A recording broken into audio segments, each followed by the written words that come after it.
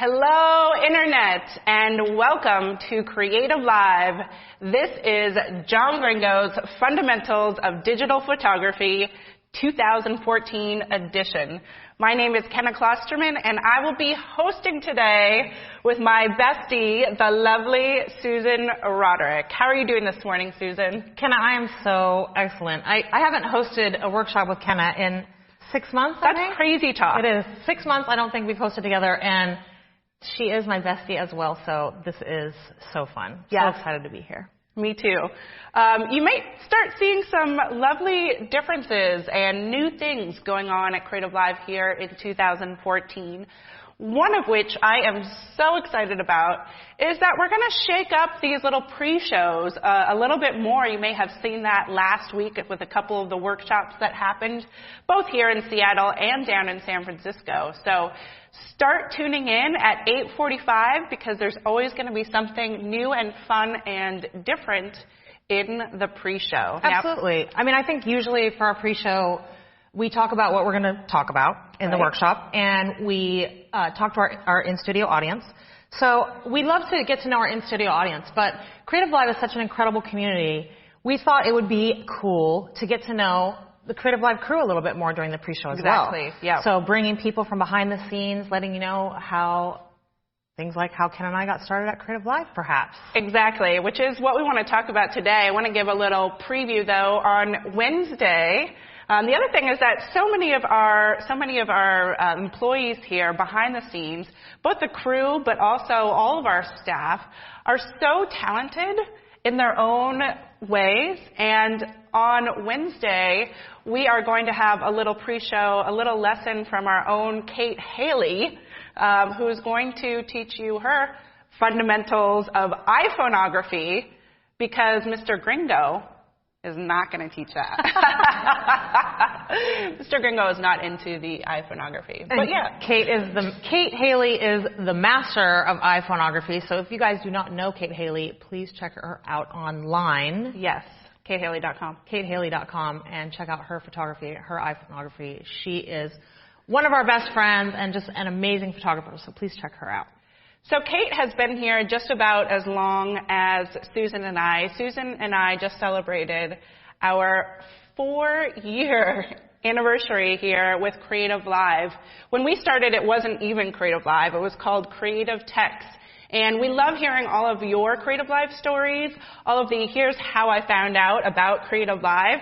And so we wanted to share our stories about how we found out about Creative Live, which has forever changed the path of our life. First of all, can we high five 4 years? 4 years. 4 years at Creative Live. It's been an incredible ride, just an amazing 4 years. Best 4 years of my life, actually. So I love your story because it involves John Gringo as well, who of course is going to be teaching this class for the next 5 days. So let's start there.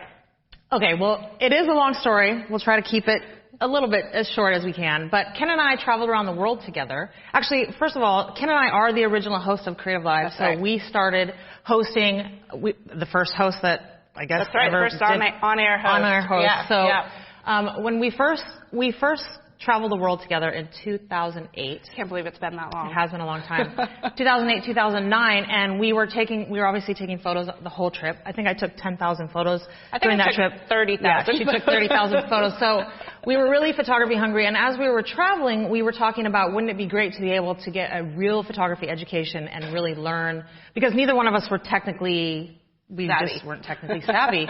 We both had artistic eye, but we didn't really know. I personally had no idea what I was doing. Well, you took all those 10,000 photos with a point and shoot. Yeah, exactly. Amazing. Nikon Coolpix. I didn't even know. I didn't have a DSLR. I didn't even own a camera. So when we came back, we were talking about wouldn't that be cool to be able to learn about photography. And Kenneth saw a tweet come through from a local photography store, Glazers, saying that there was a free photography class. Free photography class.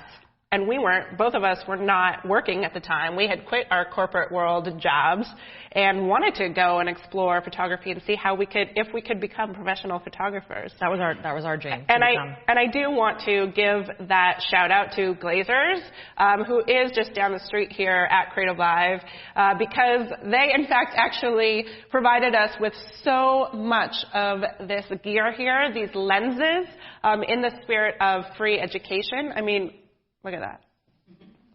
Wow. I'm looking forward to learning about that lens. But Glazers, you will forever have been the reason that I found Creative Live. Exactly. So we basically found out about these free photography workshop, and we heard that it was going to be at Art Wolf Studio. Art Wolf is a local photographer here in Seattle, actually world famous photographer, but his studio is here in Seattle. So when I heard that, I was so shocked, because when I first came back from our trip, a friend of mine had taken me to the Art Wolf studio, and I was so blown away by his photography. It was incredible. But I remember seeing on the table in his studio, there was these little flyers about workshops, photography workshops. And there was a guy named John Gringo who taught photography workshops at Art Wolf Studio. Yeah. And I can't remember exactly how much they were. I think it was like $300 for a one day. I'm probably totally messing this up, John. But, the photography workshops cost money, and they were printed on these beautiful cards. So I took the cards and I put them up on my wall at home. And I said, one day I'm going to be able to afford a photography class. I can't right now because I don't have a job, but at some point I'll be able to afford it. So when Ken and I went to our first photography class at Creative Live, we thought there was going to be 1,000 people in an auditorium. It was a free class. It was free. We walked in and there was literally 4 chairs in the room. And we were the only 2 people in there, I think, that day. There were these big purple lounge chairs. We still have. We do still have. We still have those chairs. Bringing back memories. So anyway, the point of my story is that I put these flyers up on my wall at home, and I put them up, and I said, one day I'm going to be able to afford a photography class. Well, it wasn't like 2 or 3 months later that we ended up at the Art Wolf Studio with this free photography class and learned that John Gringo was going to be teaching a 10 weeks Fundamentals of Digital Photography class, and we were going to be able to take it for free. And it was incredible because I felt like I absolutely manifested by focusing on these flyers on my wall. I manifested free photography education. It's just so cool. I mean, I had only signed up for Twitter like 2 weeks prior. I didn't know what I was doing, but it's amazing how you can look at your life and these little things twist and turn. So we would love to hear your story in the chat rooms about how you found Creative Live. I think that would be really, really fun to hear everybody's stories. Some people I talk to can't even remember how they found out about it. But it's been quite a journey. Let's talk about your journey throughout these 4 years. 4 years. Talk about how we kind of came to be on-air hosts. Well, at first I wanted to talk about the fact that this Fundamentals of Digital Photography course, let's get back to this course for me changed everything. I didn't know anything about photography. I bought my first DSLR, I think, 2 days before our first class. Yes. At Creative Live. Yes. So I was brand new to photography, and this course set me up for the past 4 years. It basically laid everything out for me. It made me realize so many little details about digital photography that put together create the piece of art. All these little pieces that it's so much to know, it's so much to learn, it's so much to keep track of, that this was the course for me. Well, I just love that we say this over and over, but anytime you watch the Fundamentals of Digital Photography by John Gringo, you learn something. It doesn't matter how many years you've been photographing. There are so many details, and the way that he animates things and makes you understand them, the number of ahas. I know that I will continue to have. We will get more than one this week, ahas this week in John's class. But absolutely, it's going to be great. So, kind of back to what we were talking about my journey. Yes. I just wanted to say that Ken and I started out as basically super fans, Creative Live super fans. Junkies. We would come into class every day and be like, oh my God, we're 10 feet away from John Gringo. I can't believe this is happening. I can actually touch him. This is so crazy. He's shaking his head over there. But we were super fans. And the fact that we became hosts of Creative Live, it was a random thing. We were in the audience every day. We showed up every day just with our notebooks. We were such Creative Live geeks. And Craig Swanson, who is the founder of Creative Live, one of the founders, he basically said, hey, do you guys want to try? We weren't even on air. No, we weren't on air. We were just moderating the chat rooms and asking the questions to the instructors, but just with these big headphones and microphones, so we had to hit the little buttons, and then we moved on to those little and we kept moving on and moving on. But it was basically one of those sink or swim. We were basically super fans. Craig threw us into the fire, and as Creative Live has blown up and developed over the last 4 years, so has the host role, and so has our careers here at Creative Live. Absolutely. It's been an incredible journey. And I think what's really fun, I don't know if any of you have seen any of our old school videos. It's actually the reason that Creative Live hired us on in the first place to be kind of the first social media gals. We started creating what we called Behind the Live, which was we would do these after the Creative Live shows ended. We would start with our cameras with your DSLR. We didn't know what we were doing with video. We had your flip. Oh, my flip too. Yeah. That's right. But we started doing behind the scenes, and what I love is that this pre-show now is kind of allowing that to come back around, where we're going to be more casual. We're just going to kind of, again, bring you in to Creative Live. So I'm really excited about that. And back to you guys telling your stories about how you found Creative Live. New people are discovering Creative Live all the time. Every workshop, you're like, oh, this is the first time I've been here. Or the last workshop was the first time I ever tuned in, and this is incredible. And you hear people saying how it's constantly, continually changing their lives. Yeah. So the baton is just being passed from one person to another, and it's just awesome to hear the story about how you found Creative Live and how it's changed your life. So absolutely. Maybe we can read some of those stories throughout the day. I think we definitely want to. Put them in the chat room, and we will collect them and maybe read them off. Yeah, absolutely. Okay, so we have about 40 seconds until we start. Let's run through a very quick intro of each of you in our studio audience, and we'll continue to interact with you guys throughout the week, obviously. So, Joe. My name's Joe, and I've been shooting for a bunch of years, but I've always wanted to get a DSLR, so this is my first time taking a course. So awesome. Perfect class for you. I'm Dina Duval, and I'm a total amateur, but I love taking pictures. I travel a ton, but usually when I'm traveling, I'm on a pair of skis or I'm on a bike, so I end up with a point and shoot. And my wonderful Nikon D7000 gets put on the shelf, and so I still don't know how to use it properly, so I'm looking forward to that. Well, yes, by the end of the week, then you're going to have to go out and do it with what you learn, but this is the class. My name is Melissa, and my husband and I have a business called Rogers Real Estate Photography. He does the pictures, I do all the post-production, and I figured it was time to actually learn how to take a picture. Awesome. Cool. Mel. I'm Mel, known as Blue. A lot of people know me as Blue, if you can tell. Your eyes, by the way, are so gorgeous and blue. I can see why. You can find me at True Blue Images on Facebook or Twitter. And I just love photography. I have a passion about it that's I could care less if I ever get paid for it. As long as I can shoot, I'm happy. So great. Fantastic. Well, you guys definitely represent a good representation of the folks who are out there online. So we look forward to your questions throughout the course, as well as your questions out there. We've got Nikki, who is moderating the chat rooms, and so she'll be passing those along. So let's get started, Susan. Okay, but before you do, can I give you a hug? Aww. Happy 4-year anniversary. How cute is she? Thanks, Susan. All right, take it away, Kenna. All right, I'm going to do the intro while you go check in with the folks online. All right, everybody. Welcome to Creative Live. I'm just going to take you through a quick tutorial about how to watch today's class, how to ask questions and chat, and how to purchase anytime access to this course.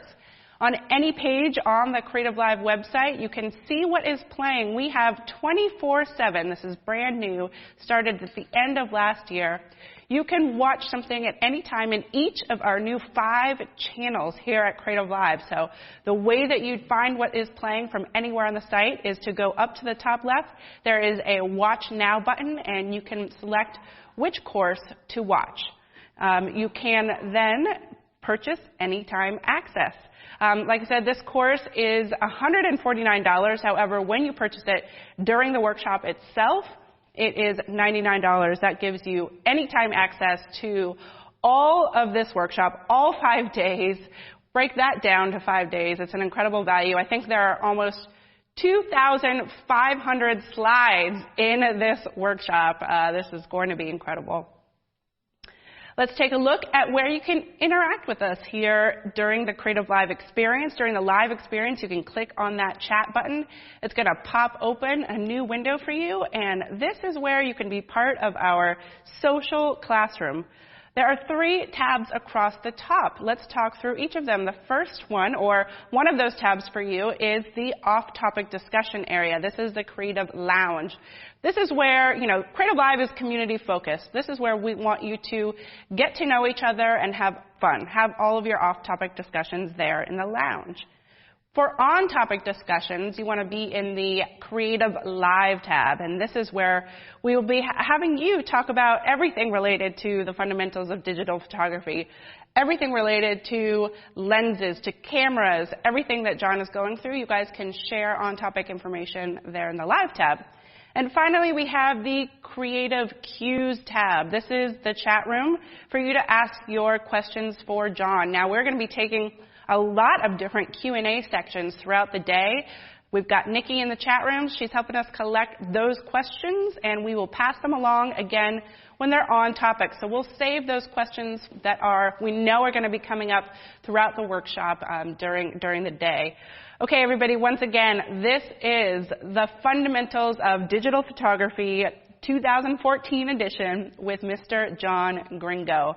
The way that Creative Live works is we broadcast live events for free. These are the ones that you can participate in. You can ask your questions during the social classroom. You can also choose to purchase anytime access to all of the course videos. This class is super comprehensive, and if you've taken any Creative Live classes before, you know that it is very hard to comprehend and take in everything at once. We hear a lot of people saying that their heads are exploding with information. Well, with the number of slides we got here with John Gringo, that is going to be you as well if you can stay with us the whole day. If you can't stay with us the whole day, that again, the whole 5 days, that is why we give you anytime access to the course for $149. If you buy it during the class this week, during the live event, you get the live event discount price of $99. Let's take a look at the course page itself. This is where you will find all of the information, all of the course content for the Fundamentals of Digital Photography. We highly encourage you to enroll for free if you have not already. We'll talk about a little bit later about what you can get when you enroll for free. Again, right here on the course page is where you can purchase anytime access. Add that to your Creative Live account right there. Bonus materials for a class you will find there at the top of the course content. And then you scroll down below that, and this is where you will find all of those videos. We break them out into bite-sized chunks so that you can find what you are looking for. The cool thing is that you can stream directly, again, from the Creative Live website when you purchase that anytime access. Right there on the course page, you can stream that, you can pause, rewind, and get to what it is that you're looking for. We are doing a contest this week during John's class. And the way that you're going to find out more about this contest is to go to Creative Live's Facebook page and click on the green icon there that says contest. This is going to be a quote contest, and we are going to have you listen for your favorite John Gringo quote or tip. Then you're going to go to that Facebook page and enter it in there. We're giving away Creative Live education. Once a day, we'll announce the winners tomorrow for today and so forth. Somebody will be winning $149 to go towards any Creative Live class that you want. There are so many photography classes out there. Right now we're learning about the fundamentals itself, and then there's a ton, obviously, of other classes. Check those out. Pick out which one you want and that you're going to apply that $149 to if you are the winner. So it is time, everybody. It is time to welcome to the stage Mr. John Gringo. Everybody, please help me with a big round of applause. John, you get a hug. Come on. Yes. John Gringo is one of the core instructors here at Creative Live. John, do you know how many courses you've taught here? I've tried to remember. The problem is that they kind of discontinue old ones, so they're not all on the list. It's 25 or higher, but I'm trying to figure out how many broadcasts, because we had remember the John Gringo photography show for a while? I do. And there was a whole bunch of those. Yeah. I remember back in the day, John, when I first found out about you, and you went to Antarctica. Right? Right. And you did a broadcast, or you were trying to do a broadcast, a John Gringo show from there. Right. Well, I was trying to upload videos, and I was shooting all this stuff with my new camera that shot video, and I was shooting it HD, and then I was resing it down and down and down, and I was trying to get it across the phone lines, and it eventually was just this little tiny video. I do remember that, but you're like on a boat, right. And it's in the Arctic, or Antarctic. So, John, let's do this. We've got a lot of content to get through. That's right. And I'm just so excited that Susan and I are the hosts, at least for the first 3 days. Yeah. And we might as well talk about it right now. You and I have a big announcement on Wednesday. That's right. Big announcement. That's all you get. Yeah, that's all you get today. Tomorrow you get another little tidbit, and then Wednesday, big announcement. So tune in early on Wednesday. That's right. All right, everybody, let's do this. John, Great. over to you. Got Thank the you. Over there. Yep. All right. Welcome to the Fundamentals of Digital Photography. My name is John Gringo, and if you want to learn photography, if you want to be a better photographer, if you want to take better photos, you're in the right spot, because we have a great class in store for you. Now, I've taught a lot of classes here at Creative Live, and I teach a bunch of different classes on a regular basis, but I have to admit I am a little particularly excited about today's class. There is a number of things that are going on that are very fun and interesting. They were reminiscing earlier about kind of the old days, and I'm celebrating a 25th anniversary. It was 25 years ago I took my very first photography class. And I was in college, I needed to get some art credits, and it seemed like a reasonable way to take some art credits. And I totally loved it. It was awesome. Now, those of you who kind of know my backstory know that I started shooting pictures when I was 10 years old. And I had a lot of fun in grade school. I was like the only kid bringing a camera to school. And I was shooting pictures at the cross country and the track meets. And I just thought, that was all there was to photography. I was just out having fun. And then when I started learning photography, I realized that when you don't know what you're doing, it kind of doesn't count. Because right now I look back at 25 years, and that was the real starting point for me. And it led to me taking more and more classes.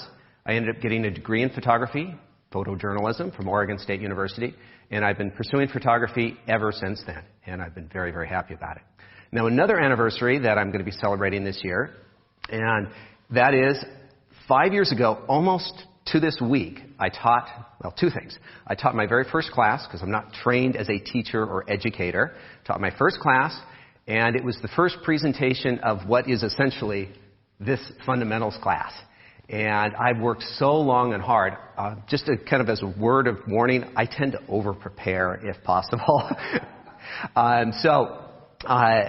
I prepared just long and hard for this class. And I came in and I was like, this is going to be the best class ever. Because what I had done is I sat down and I decided to try to come up with a new approach to teaching photography, different than the way I was taught, because there was new technology and tools out there to use. And I put together a class that I thought was the bomb. I thought it was the best. And the students liked it, but I came out of it just going, oh man, I'm going to have to tear this thing up and redo it. There were sections that just needed a lot of work. And I still continue to teach these classes almost every week, every other week, every week or so. And when I take a class, I have a notepad and a pen over here where I'm like, that can be better. And I'm constantly improving this class. This class is never fixed and done. It's always improving and getting better. And I'm really happy right now because the hard work is done. The class is put together. I went through just an insane November and December. I was working 70 hours a week putting this class together. It's very, very time-consuming to put these things together, so I understand why there aren't other people out there with these classes. It's just very time-consuming. But it's in a really good spot, and I can say absolutely this is the most current, up-to-date class I have. It's got the best graphics, best illustrations, best-looking photos. I've even gone back to earlier photos, redeveloped them with new eyes, new software, and new skills. I'm glad I shot raw. And so this is going to be my best class ever. So I think it's something that you're really going to enjoy. Now, let me address the name of the class, the Fundamentals of Digital Photography. And if we can get the keynote flipped over to my keynote with the title slide, that would be great. So the Fundamentals of Digital Photography, I like as a name because it's truthful, it's honest, it's what it is. What I am a little bit afraid of is that somebody who has experience, and everybody has experience. A lot of you have professed to being kind of beginners, but you've all shot a lot of pictures. All right, and I find that there's a great reluctance to saying, oh, I'm a beginner, I've never shot a picture, I don't know anything. Everyone seems kind of like I'm more intermediate level. They immediately want to get beyond that beginner level. And this class is going to have a lot to offer people who have been in this for quite a while. It seems like no matter how long you've been in photography, there is still more to learn. And that's one of the great things about photography, is that when I teach classes, as last weekend I was teaching classes, I had kids in there that were 13 years old. And I have some people that are 70 and 80 years old. It's something that you can continue to get better at as you get older. And so it's something it's very equal opportunity art form, which is what I love. Now, I think this class is great for beginners. If you are a total beginner, this is the perfect place because we are going to very carefully go through each of the steps.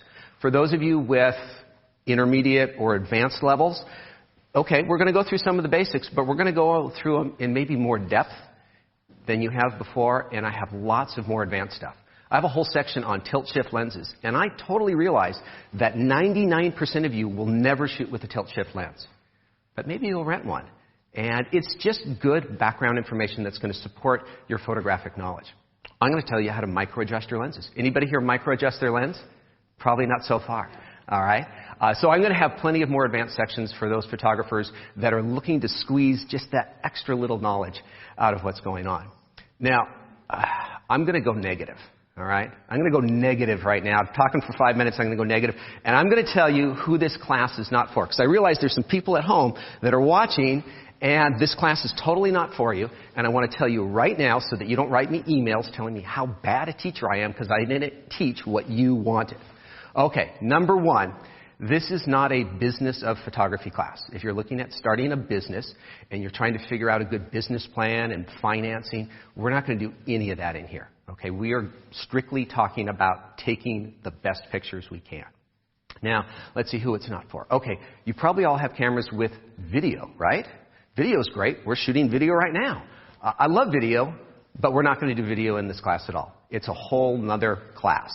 Now, I will say that if you are interested in shooting video, you would be wise to have a really strong background in still photography. So this class will be a good base for that, but it's not a video class. It's not a highly specified class. We're barely going to touch on portraits. We're not going to talk about what size softbox you need in your studio. It's more those basic fundamentals that you're going to use in any type of photography that you go into, whether you shoot sports or portrait or architecture or who knows what. This is the base level that you want to have. This is the class that's got the stuff you are expected and supposed to know. And so it's not for that. Let's see, anybody else it's not for? Oh, it's not good for people with really short attention spans. I find that there's a generation of people now that don't even click on 5-minute YouTube videos because that's too long. Who has 5 minutes to watch a video? And so if you are right now rushing to your sister's wedding and you told her you were going to photograph it and you don't know anything about photography, I don't think I'm going to be able to help you out in the next 10 minutes. This is a long class. We're probably going to have 24 hours of information in here. And I need your patience because I've been teaching this for a while. I know pretty well how long it takes to explain a certain topic, and I want to do it right. I want you to do it right, and that's going to be a bit of a theme for this class, is doing it right. All right? So what I would like to do is I'd like to give you all a preview of the whole class, because it's a big one, and I kind of want to give you a hint of what we're going to be doing here. So we'll step over to the giant monitor and hope that the clicker is working, and really hope that I have the right clicker. Try the green button. The green button. And we'll try that. Okay. And there we go. It's working. Thank goodness. Okay. So we've broken this class into 10 sections. The first section, we're going to get right into it. We're going to be talking about the different types of cameras. And I don't know that in my 25 years of serious shooting, that there has ever been so many good choices on different types of cameras. And so you really need to understand this. Also because they are changing, and the cameras that you shoot with now are likely to be different than the ones you shoot 5 years down the road. We'll be talking about kind of the heart and soul of photography, which is the moment, capturing the moment, shutter speeds, and really understanding. And everyone seems to understand a little bit. Well, I understand cameras have shutter speeds, but photographers draw a big distinction between 1,000th of a second and 100th of a second. And if you don't know that difference, you will in a short period of time. And then there's a whole bunch of other sections within the camera itself that we'll be talking about. Section 2 is a bit of a continuation of this talk. 20 years ago, we would be talking about different types of film. But nowadays, it's the sensor, and there's a lot of different sensor sizes, and there's a lot of discussion as to, well, what's the best sensor for me? We're going to talk about how the pixels gather light, and then the ISO settings on our camera, how, when, and where to set that. Section number 3, okay, folks, this is one of my favorite sections, the lens. And we're going to be talking about lenses, and if you have not seen the table over here, we have let me just quickly, there's over $100,000 worth of lenses on this table. So please don't bump into this table, okay? This one lens right here is $20,000. And somebody in Seattle is not allowed to go out and shoot birds because Glazer's Rental has loaned it to us for the day. So thank you, Glazers. So we'll be, come on, set there. Okay, we put it right there on the end so it is very close to the edge. So we're going to be talking about all these different lenses, and I don't know, maybe we'll have to go out and shoot with them. That would be kind of fun after class. Okay, so we'll be talking about all the different focal lengths, the apertures. We'll be going into apertures, depth of field, and then I will also have kind of my more advanced sections. I have a fun section on fisheye lenses, and then I will have one on tilt-shift lenses. And once again, I realize most people aren't going to shoot with a tilt-shift lens, but it's fascinating, it's interesting, and I think it's good base knowledge to know. John Gringo? Yes. Can I just interrupt here? Because we talk about John's slides and how incredible they are and how much time he puts into these. Did you, on that last slide, when the last camera came up, did the lens tilt shift? Did I see that? Yeah. Well, I thought, well, I want to show how the movement is. I know. So pay attention, everyone, to the details of all of these slides. It's incredible. I think we forgot to prepare people for the enormous immensity of the John Ringo slide.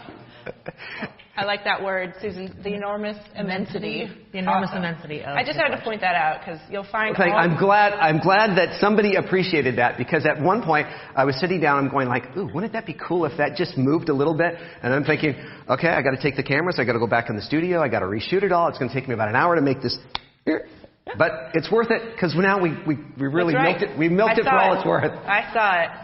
All right, excellent. Thanks. Okay, so section 4 is the exposure.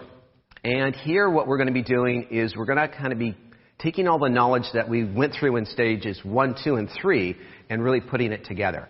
And so we'll be talking about the light meter and light gathering and the histogram and how to set the different modes. If you've been setting your camera in that little green camera box mode, or you've been scared to leave P, we're going to definitely get out of that. And we're going to set up a lot of different scenarios where we choose shutter speeds, apertures, and ISOs. And we're going to be talking about why you would select this and why you would select that. And that day, we are going to have a fun in-class game show where you get to play a little game of guessing how to set the camera for the right settings for different types of pictures. All right, next up, section 5. This is where the geek in me comes out in the focusing section. One would think, how can you spend 2.5 hours on focusing? But there's a lot of different things involved in getting the best focus possible. We'll be talking about focusing points and focusing modes, the sharpness on lenses and how to get great depth of field and shallow depth of field. Very important class. Section 6 deals with light. Photography, of course, its own definition is the writing with light. And so understanding the qualities of light and how to control it and how to work with it is very, very important. This is one of the longer sections as well. We will be talking about on-camera flash and getting that camera off camera. It's not a full studio class. That kind of goes off into its own place, but we're just going to kind of get you started in that direction. Section 7, this is a lot of other people's favorite section, the gadget bag, because yes, in photography, we've got a lot of gadgets, and this is where we get a chance to talk about and explain them. So we'll be talking about all the filters and tele-extenders and tripods and all sorts of other stuff, and so there's a good chance for you to ask your questions and get this all taken care of. Now this is the brand new section. This is the art of editing. This is a class or a talk that I've been wanting to do for quite a while.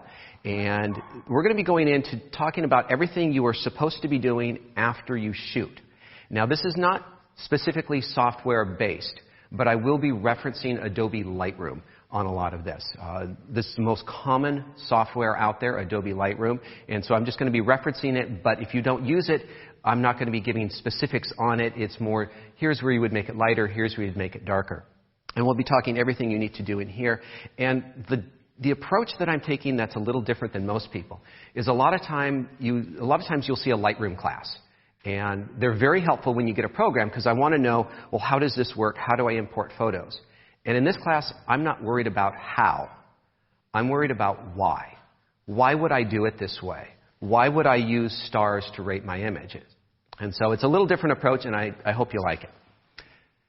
Section 9, we get into composition. So we're leaving the technical side behind, and we're going to be talking about very simple basics to start with. We'll be talking about how the point of view and angle of view affects things. We'll be talking a little bit about cropping in here. And then we have a nice little panorama section if you're interested in doing stitched panoramas. And then kind of as a bonus, I didn't know where to throw it, I talk about time-lapse photography a little bit. So that's in this section as well. Section 10 is a continuation of Section 9. In this, we'll be talking about subject placement, sharpness from an aesthetic point of view rather than a technical point of view, and then getting into the elements of design. And we're going to end this all off with a section that I call the photographic process. And for a lot of people, this is their favorite section, which I find very disturbing because this is where I show you my bad photographs that led up to good photographs. And I kind of walk you through my both technical process and my thought process of, well, this is what I saw, and so I shot a picture. And that led me to this one, which led me to this one, to this one, to this one. And you can kind of look at that process and go, oh, I would have stopped after the first picture and not got that good picture. It's how to keep working the scene until you get the right shot. And so that's our 10 sections that we're going to go through. And at this point, we need to pause and address a major issue that's going on right now. Well, there's some folks at home. Where's my at-home audience? Where's my live camera? There we are. Okay, I know you guys have a question. And some of you are thinking this, and I know you're thinking this. The in-studio audience, I'm not worried about you guys. You guys have already checked off you're okay with me. All right? But it's these folks at home that I'm a little concerned about because some of them are asking the question. Let me get it right. Let me get it right. A little telepathic power here. Okay. They're asking this question. Is this class a huge waste of my time?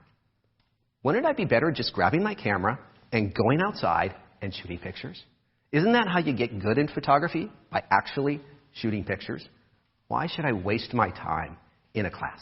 And I know you're thinking this because I go to the internet and I read articles and I like the comment sections because that gives me an insight to what people are thinking. So I went to a very popular article, our website had an article about online photographic education, kind of like what we're doing here at Creative Live.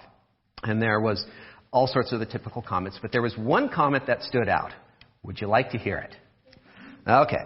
So I'm not going to read the entire, in fairness, I'm not reading the entire, but I'm reading what in reference to online photographic education. And this is by Shield 3. What are they hiding behind? Okay. What is sort of funny to me is the fact that most of us are all shooting digital now. True. It's not like it costs us anything to delete photos. In other words, teach yourself by doing and practicing. Shrug. I like the smug shrug. Okay. First off, I do admire the attitude of go out there and get it done. All right? Let's think about how this works. Okay, I'm Know-Nothing Joe. Oh, whoops, not Joe. John. I'm John Nothing. And I go out there with my camera and I take a picture. Oh, that's a terrible photograph. Delete. Okay. What do I do now? Let me ask you a question. When life hands you a problem, does it also hand you a solution? No. Now, the way I think about it is that photography has been around for about 200 years now. We're getting close to the 200-year mark. And in that time, there have been millions of photographers who have had millions and millions of problems, and some of them have figured out solutions. And they've been sharing it with each other in books and workshops and online and everywhere else. And there is this huge body of photographic knowledge. And photography, if you haven't figured it out so far, is basically problem solving. You're out in the field, well, this isn't right. Well, how do you solve that problem? Well, there is information out there to solve it, okay? And it's been kind of my quest for the last 25 years to keep accumulating my own knowledge. And I would call myself a photographic information hoarder, but I like to share the information. I like to explain it and share it with other people. And so you don't need to go reinvent the wheel. All right? You can stand on the shoulders of giants, use that information, and take your photography very quickly to a much higher level. Now, I will be the first to admit that simply watching this class is not going to make you a great photographer. You have to get out there and practice. You have to get out there and shoot and practice the things that we do in this class. For people who are new to photography, you need a mix of classroom time and field time. The more you shoot, you'll probably be shooting more in the field, gaining experience there, but you still need to come back to the classroom every once in a while. I take Creative Live classes all the time. I download and I watch classes, and at this point, I'm just looking for that little nugget that I didn't know before, that one person. And every teacher has something new, a new way to present it, so there is a value in taking a class. Now, the other question is this the right class? Well, I don't know. But I will tell you that my style is a little bit different. I am very, very visual. The worst part about my entire 5 days is right now, because I'm up here and I'm not relying on that screen. And normally that's where everything is. Right now I'm kind of like trying to pull up everything out of my brain to make sure it comes out in the right way. And so my style is very visual. And I would like to test in-studio audience, and I would like Kenna and Susan to participate because they have not done this before. So I want you to participate, and I want you to participate as well. And at home, I would like you to participate as well. And I know what you're thinking, because I've been at home and I'm like, they're doing something goofy in class, I'm not going to do it. It's stupid. Trust me, you want to do this. It's going to explain something about yourself, and if you don't do it, it'll be too late when it's done. Okay? You guys ready? All right, so I need you to put your hands out in front like this. All right. Now, I need you to take one finger. Take one finger, and I want you to touch your nose with it. Right there. That? Got that? Okay, I'll put it back out. Now, take two fingers over here, and I want you to put it right on your chin. Okay? Got it on your chin? I want it on your chin. Okay. Did you put it on your cheek, or did you put it on your chin? Okay, so how many people put it on their cheek? Okay, when somebody did this to me, I put it on my cheek because I learn visually. Most people get most of their information visually. So if you put it on your cheek, this class is really for you. Now, if you put it on your chin, nice job. You were listening to what I said. And for you folks, I am going to speak very, very clearly for the entire class. So I think it's going to be good for everybody. Now, as I said, I take Creative Live classes all the time. And let me just give you my tips on how to take a Creative Live class. I like to set aside a chunk of time to concentrate on that class. And I know it's really, really tempting. And I know there's a bunch of you at home right now, and you've got me in the little tiny screen at the corner. And this class, as soon as we get going on the keynote, it wants to be a full screen class. I got lots and lots of visuals. Almost everything I have something working on screen. To the best of my knowledge, this class is pixel perfect and timed to the 10th of a second. And so set aside that time, go through it, mark the sections that you think would be valuable to come back to. When I was getting started in photography, okay, this is terrible to admit, I would read the instruction manual when I got the camera. I would set it aside. I would go out and shoot for a few weeks. I would come back. I would go through the manual again, looking for that other bit of information that I read, but I didn't really process. And then I would set it aside and come back 6 to 9 months later to kind of get that last little nugget. Ooh, did you know the camera can do this? And that solves this problem. And so sometimes you do have to come back to this material time and time again. So that's what we're going to be doing. I'm going to check back in with you to see if there's how we're doing, and for me to get a drink of water. All right, John. Well, I just want to share some comments of people that have been in the chat rooms talking about you and your courses. And I find that there are a lot of people out there that feel the same way about you that Ken and I do. That's right. That you are a game changer for them. So Tough Toodle, who is one of the regulars here on Creative Live and has been for a long time, said, John Gringo, 2013 was my very first class last year, and I only just bought my first DSLR at the time. I have come so far with Creative Live and John's advice in 1 year. I can't wait for this year's class. So very cool. Lady Hawk, who is another regular on Creative Live, says, I've watched every John Gringo fundamentals class, and I love each one. Super fan, too. Another regular on Creative Live, Cannon Girl, said, just have to say, John the Gringo Man is my all-time fave here on Creative Live. So really, really cool. Awesome. I also saw you called John the Genius as well. So a lot of new folks coming in and a lot of people who have been around for a while. So, John, a lot of people are asking, and Tara D has asked, for those who have seen your earlier fundamentals of digital photography, whether it was 2013, 2012, how is this 2014 version going to be different? And then she says, in parentheses, not that I have any problem with watching anything and everything John Gringo puts out, but I'm just curious. Right. That's a good, valid question. So obviously the big section is, I believe it's section 8, which is the art of editing, which is 100% new. That's totally new information. I spent about 2 months over the summer putting that class together, and I think it's going to be a very good, helpful section for a lot of people because there's a lot of questions on that. Other than that, the basic concepts and topics haven't changed. I don't know if you know, but shutter speeds haven't changed in the last year. The basic concepts of composition haven't changed.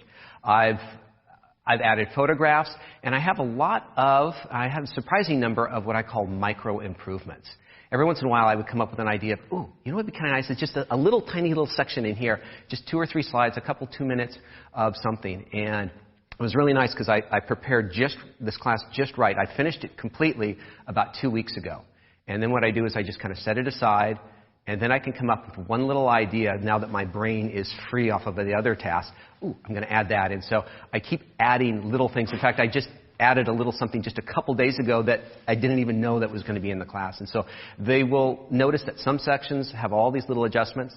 There are some sections that are virtually identical. And that's just because it hasn't changed. I can only attack so much. But I have put more time into preparing this class than I did creating the first one or any other improvement or upgrade so far.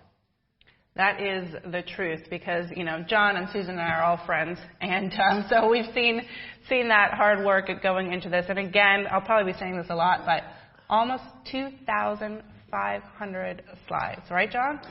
2,497 slides in the class. How many of those are animated, do you think?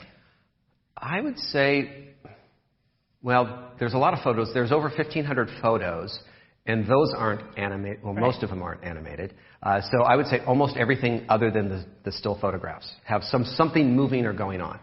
That is a crazy amount of work. All right, let's do it. Okay, so the first thing that I like is when I get started on something brand new, like I learned how to ride a motorcycle a few years ago, and it's really nice when somebody goes, okay, here are the things that are just really important before you get involved in this. And so here's my advice. I'm pulling you aside just before you get into this. If you want to become a photographer, and you're not just a photographer, you want to be a good photographer, right? Well, there's a few things that you need to know. First off, you need to learn the fundamentals. And, well, we're going to address that, obviously, right here. Secondly, you need to learn how to operate your camera. And there are many, many different types of cameras, and we do not have the opportunity to address each and every camera style in this class. I'll mention it later. I do have classes that work specifically on individual cameras, but you need to know your camera the way a race car driver needs to know that car that they're racing in, because it's one with you in your shooting. You need to learn how to see like a photographer, and this one takes time and experience. And what I have done, one of my little secrets of being a photographer, is I love looking at photographs. And I'll look at anyone's photographs. I love looking at them. And the thing that comes to mind when I look at a photograph, it's not whether I like the photograph or not. And this is a little bit selfish, but I look at the photograph and I ask, would I have thought to shoot that picture? And every time I say, wow, I've never even thought of that, that is a mind-expanding experience. That's good for photographers to be expanded to all the different types of photography out there. And so that's why I have a lot of photographs in here, is that hopefully it will inspire or give you some idea as to what would work in your type of photography. Number 4, you need to learn the field skills of the particular genre that you are going to be in. Sports photographers, studio photographers have a whole different world that they deal with. And we're not going to really be able to address that in this class here. But that is something that you're going to need to acquire through either other classes or experience or mentors who are experienced in what you want to do. And then finally, you do need to get out there and shoot, as I mentioned before. The more you get out there and shoot and practice, the more you will learn. Now, the information that you're going to need to know about, there's this kind of mound of information, as I mentioned. There's this big pyramid in here. The foundation of knowledge is kind of interesting because it runs the gamut of very technical to very artistic.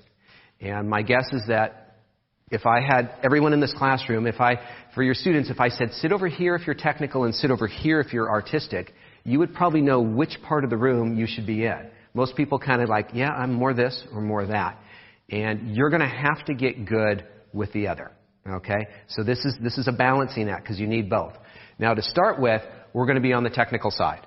So that's just the way photography is. It's based on a technology. So we have to have good focus. We have to have good exposure. And so that's going to be a lot of what we talk about for the first couple of sections. And this, of course, is going to involve your shutter speed, your aperture, and ISL. And this is something that you should know super, super well. Forwards and backwards, everything about it. Next up, all these little camera details. We'll be talking about a lot of this today, actually. The focusing point. Well, we'll get into the focusing points in the focusing section. But there's just a lot of little details about how your camera works. And it's mostly technical stuff. Now, where we start getting into the artistic side of things is your choice and use of lenses and depth of field and working with light. We have technical sides where we could talk about guide numbers and softbox size and things like that, but also just the general look of the image and how it appears to the eye. Definitely more on the artistic side is timing and composition. We'll be talking quite a bit about composition. Timing is a little bit more associated with the particular genre that you are in, whether it's dealing with light and a landscape photographer or sports photography and shooting pictures at those best moments. But if you want to take great pictures of anything, you need to have a really good knowledge of that particular subject. Bird photographers, they know birds really well. Professional sports photographers, they know their athletes. At the Olympics right now, there's probably a bunch of photographers scouting out the ski slopes. Where am I going to be? Oh, so-and-so always makes a wide turn on this one particular gate. And they know where they're going to be and how to set up. And so knowledge of what you want to do. And we all have areas of expertise in our own life. There's certain places that you know. There's people that you know. There's groups that you are associated with and you have access to. And that's where you're going to get pictures that other people can't because you have more knowledge than anyone else on those. The camera. All right, so we're going to get right to the good stuff here. We're going to be talking about cameras and all the different things that we need to know about in the camera. First off, we're going to be going through camera types. There's a lot of different types of cameras, and it can be very confusing to somebody who doesn't know cameras real well because there's just so many options. We'll go through shutter speeds and camera details. So let's get right in to camera types. So there is 4 different ways that cameras are generally categorized and have been categorized for many, many years. The first one of these is the image area. This is the size of the sensor. We'll be talking more about this in section 2. But we've had this for many, many years. We've had medium format cameras. We've had large format cameras. Anybody remember the disc cameras? We've had a lot of different size sensors over the years and film as well. The viewing system is very important. And this is often how we categorize our cameras. For instance, SLR refers to the viewing system in the camera. Next up is the lens system. What lenses are available, what will work with it, and then finally the shutter system. There's different types of shutters in modern cameras and traditional cameras, and that affects the capabilities of the cameras. And so we're going to look at these 4. Now first off, I just got to give you a little preview. This is kind of a preview of section 2 of the class. When you go to the camera store, you look at cameras online, there's going to be a lot of different choices out there. And You know, it really killed me to throw the phone in there over on the right-hand side. But I do realize, and I fully admit, that that is how a lot of people are shooting pictures these days. And so the size of the sensor in the camera has a big determination on the quality of the pictures that you can get and the type of pictures that you can get. The largest of these is based off of 35 millimeter film. That was the standard for many, many years. For the basic reason is that it was just that perfect Goldilocks size of a camera that was big enough to make a poster and small enough that you could hang around your neck and travel with it nice and easily. And so that's why that was so popular. And now we have sensors that are that size and a wide variety of other sizes. And so we're going to be talking about all these different options because they have all special names. And just as a little bit of a preview, I have come up with a new, much more simple naming system that will help you understand sensor sizes and how to compare them and even how to choose lenses. And so that'll be coming up in the sensor section. The viewing system. This seems to be often underestimated by the beginning photographer how important it is. And in here, we're going to be looking at what type of lens and how you view with it. This is a SLR, so we have light coming through the lens, hitting the mirror, bounces upward onto a focusing screen. And I bet a lot of people here remember or have seen people shooting with old-fashioned cameras where they would look down, a Rolly twin lens, for instance, or a Hasselblad camera. And that's the system that they would use. But it can be fairly complicated tracking subjects because everything you're looking at is viewed in a mirror. And so we bounce the light up through a prism system on the modern-day SLRs, and that's what you get to see through your viewfinder. So as you're shooting pictures, that's the view. Now, when you shoot a picture, that mirror needs to get up and out of the way so that light can get back to the image sensor. And the important thing to know is that when you take the picture, you can't see what you're shooting. So you have to be able to anticipate the moment by a little bit. So that's the viewing system, and there are other viewing systems we're going to go through. Another view through it, bounces up, creates a little image on the focusing screen. One of my first professional cameras, you could take the viewfinder off and use this as a waist level finder, which was kind of a neat option that they don't have. And so this is the SLR. It's been the choice of cameras, or the choice of professionals and serious photographers for about the last 50 years. It's just a very, very complete system because you get to see all the effects of what's going on in the lens. And so let's just kind of quickly review the advantages of the SLR system, which is still the dominant system among professionals and serious. You have a very, very clear view through the viewfinder. It's beautiful because you have a great lens and a very good prism system in there. It's really good for low light. If anyone likes to do nighttime photography, you can look through your camera and you get to use all the benefits of your own eyes right through the lens. And finally, it works very good with action photography because the mirror comes down and gives you a little, kind of a stroboscopic effect of your subject. If you're panning with the subject, if you're shooting really high-speed frame rates, it works quite well with action. Now, the main disadvantages of this SLR system is that the mirror and the mirror box housing take up a lot of space in the camera, and it forces the camera to be a bit larger in size. And looking through here, it's only a preview of what the image is going to be. It's not really a digital image, and that's why you have to check the back of the camera to see exactly how your camera digitally interpreted what you saw with your camera.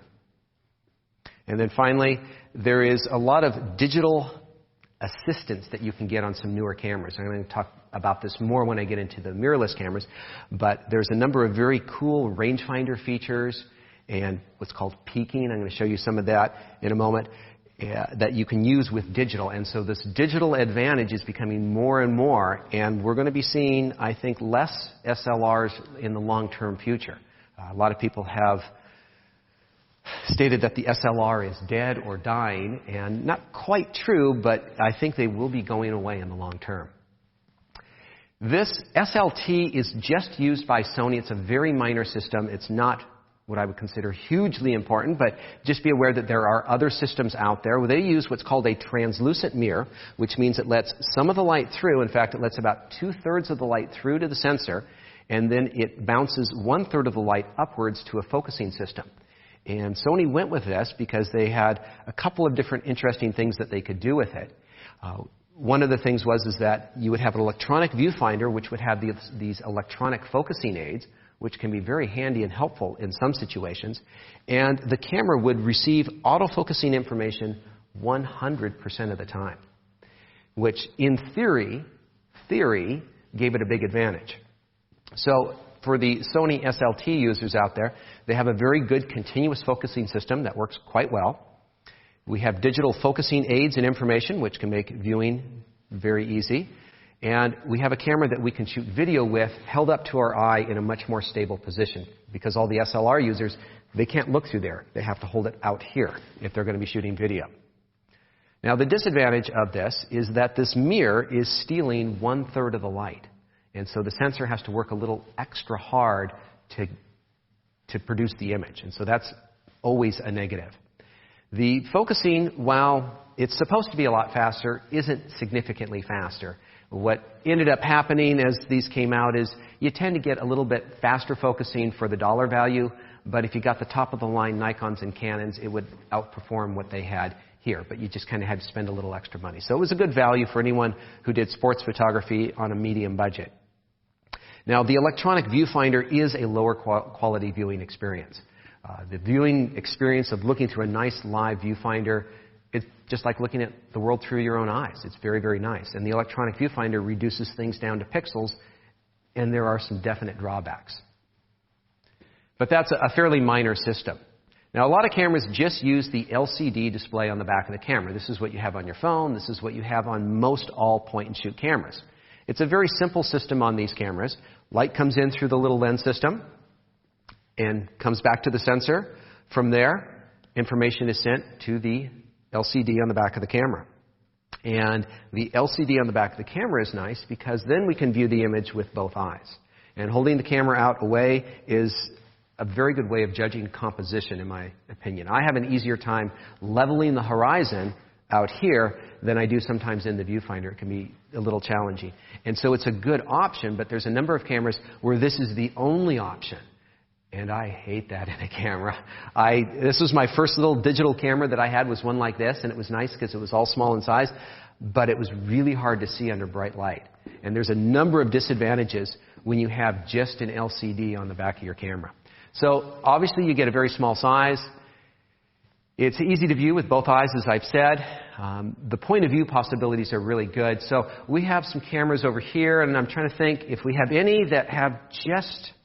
All of these have some sort of optical or electronic finder, but a lot of the cameras, like this little Canon, this is the G1X, has a flip-out screen, which is really nice. So if I want to shoot a really low angle, I don't have to get my head down in the dirt to shoot it. And if I want to come up and I want to shoot over your head, I can put this up really high and see what's going on. And so these little flip-out screens and viewing on the back of the camera can be really handy in some situations. The big disadvantage is it's really difficult to use in bright sunlight. It's hard to see the image for a number of different aspects. It's got low resolution. They've been increasing the resolution, but it's just such a small area you can't judge focus. And so a lot of people will shoot pictures with these cameras that look just fine on the camera. They take them home onto their computer and they're like, oh, it's not so sharp. And it's because it's a very low resolution screen and you didn't see what you actually got out in the field. It's also not a very steady way to hold a camera. I recently did a test just to see how it worked with me. How steady is this versus this? And I found that when I held the camera out here, I was about 2 stops worse compared to back here. And so I was able to hold it at 2 shutter speeds slower, just in a good stable position. And so that's a very important reason for a lot of different types of photography. All right, another little minor one, Leica.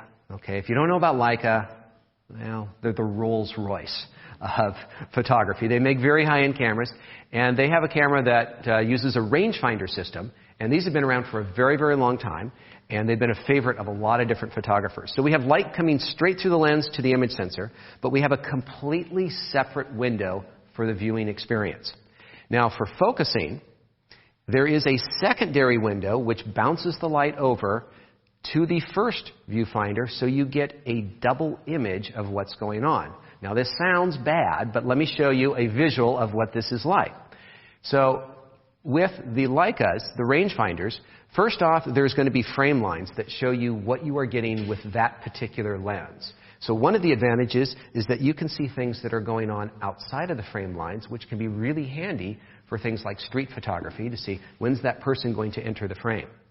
Now, the double area that you're seeing for focusing is just in the middle. And it works really, really well with vertically aligned subjects. If they're not aligned, you need to focus the lens. And in fact, the direction it's off tells you which direction to focus the lens. So when you focus the lens, you get rid of the double image, and it's perfectly focused in this manner right here. And up until just recently with the digital focusing systems that I'm going to be talking about, this was the best way to manually focus for accuracy. So if you wanted to really focus it, this was a fantastic system. So with the rangefinders, the main advantages is that it's very accurate manual focusing. We have constant viewing, so even if the shutter goes up, you still get to see what's going on. And that's another reason why a lot of street photographers, travel photographers enjoyed this, is because they could really see the moments that they were capturing, whereas SLR users are blacked out for that fraction of a second. And we get to view outside the image area. So we get a little preview of what's going on. Now, there are many disadvantages here. There's a parallax problem with macro and long lenses. You're limited, for most people, they kind of top out at around 90 millimeters. You can get up to 135, but you can't stick a big telephoto lens on it because your viewing is in a different place than where the lens is. And so it tends to work best with wide angles and normal lenses. And so it gets very challenging with telephoto. Now, the lens that you are viewing the scene with is not the lens that you're actually shooting the picture with. So it is quite possible you could go out shooting and have the lens cap on your camera the entire time and not realize it until you actually reviewed your images, all right, because you're not looking through the lens. And this could also be an issue with, oh, I didn't realize I had that filter on. Now, the fact that we're shooting digital, you should be able to see these results more quickly, but there are still film cameras that use this system. And it's nice to see through the actual lens that's going to be taking the picture. And these, in particular the Leica, there is a limited collection of systems. There's not that many lenses. They don't have a lot of zoom lenses. They're all kind of high-end. Although I didn't put it as a disadvantage, these things are also very high-priced. Leica is not the only rangefinder out there, but they are the dominant one and the most significant one for sure. So this is the big new one, the electronic viewfinder camera, cameras that have electronic viewfinders. Now, these are often known as the mirrorless cameras, and we'll talk particularly about mirrorless, but a lot of different cameras can have electronic viewfinders. I would not be surprised if there are some Nikon and Canon options in the near future that have electronic viewfinders in a more traditional styled camera. So we have a high-quality lens, just like the SLR. Light comes into the sensor, just like the point-and-shoot that we've talked about before. Goes back to the image sensor, so it works very much like a point-and-shoot camera. Now, what's different is that we send the light, or send the information up to an electronic viewfinder, and this is what you look at. And so it's an electronic view of what the camera sees. In the past, the electronic viewfinder has been very poor quality. It's been unacceptable quality, in my opinion. And in the last 2 years, it has gotten a lot better, and it has now reached a point of okay. All right, it's not great, in my opinion. I have very high demands on my viewfinders. I take them very seriously. And the best ones that are out right now, they're acceptable. They're okay. They're good enough to work with, in my opinion. I've been working a lot with some of the mirrorless cameras. I have a little Fuji, a little Olympus OMD EM1, and their viewfinders are pretty nice. Now, just out of curiosity, have any of the students here never seen an electronic viewfinder? No.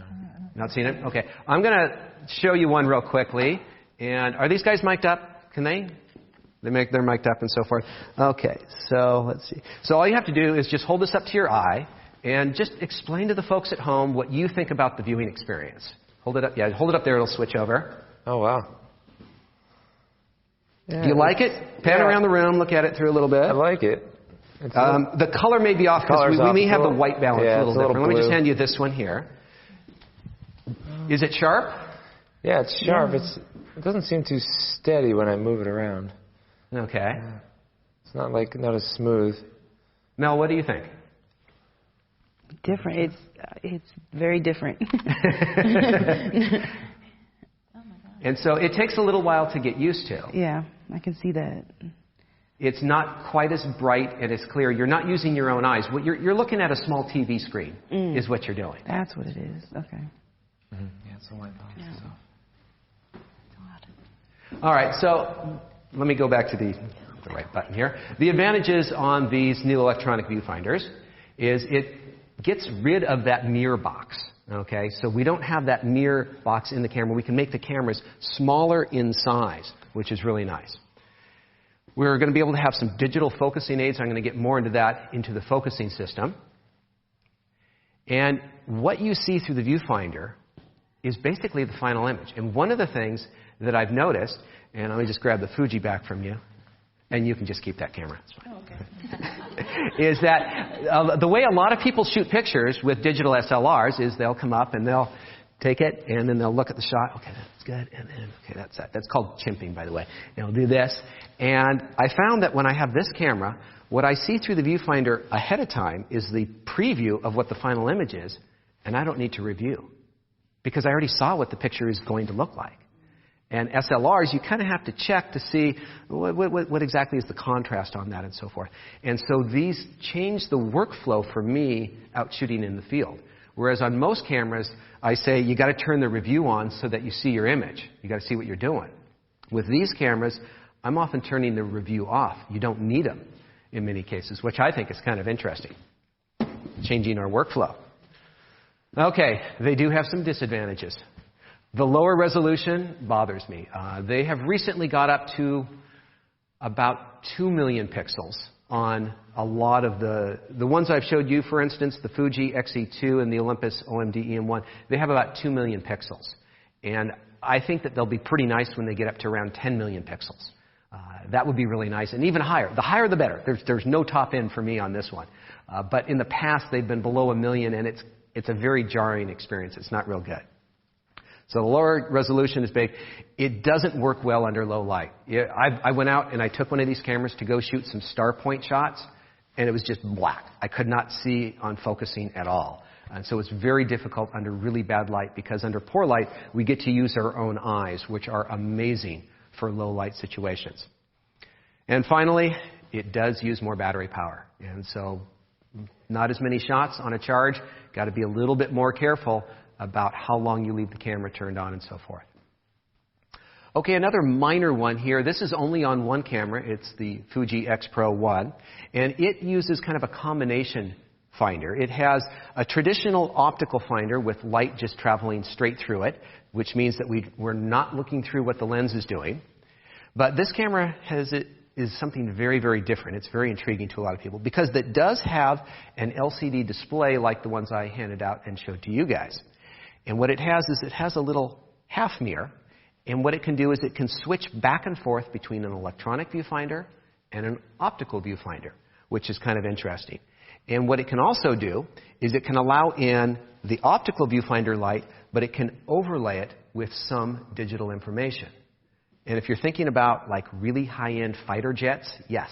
This is apparently very similar to the type of display system that they have. They get to see the real world with some digital overlays, which can help out in focusing and information. You can see your shutter speed, aperture information in a very easy-to-see place rather than someplace else in the viewfinder. And so it works quite well in many different ways. It's an interesting camera because there's really nothing else out there like it. So you get the best of both worlds in this case. So that digital overlay for focusing and exposure information, and it just gives you lots of options. You've got a little flip switch where you can go back and forth to see whatever you want. Now the downside is that there is limited compatibility with the optical viewfinder, which means if you stick on a 200 millimeter lens, the optical viewfinder does not show you 200 millimeters.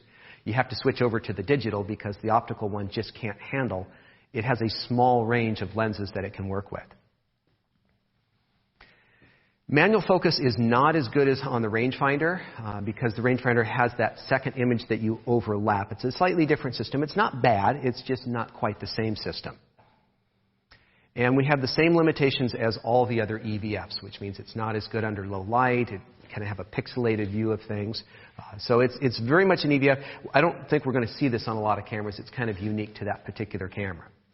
Now, there's a number of other systems, and we're not going to go into detail about all of them, but a lot of point-and-shoots use optical viewfinders, and this is just a simple little window that you're looking through. And these don't show focusing. In general, they don't show a lot of exposure information. The one for the X20 does give you a little bit of exposure information, which is quite nice, actually. Old cameras, like view cameras, had a system where you just looked at the image on the back of the screen, and it was upside down or in reverse left to right. And that's why you had to put a cloth over your head so that you could see it, because a lot of light got on the back of this. And so kind of like the digital point-and-shoots where you're just looking at an image on the back. So maybe we should give everybody who has a point-and-shoot a big black cloth so that they could shoot under. And then finally, you can still find these on the used market. A twin lens reflex has a little mirror in it, bounces light up to the focusing screen that we talked about in the single lens reflex, but we have two lenses. Downside here is you've got to buy two lenses. They typically come together, and the camera systems can get quite heavy if you have any sort of telephoto lens on it.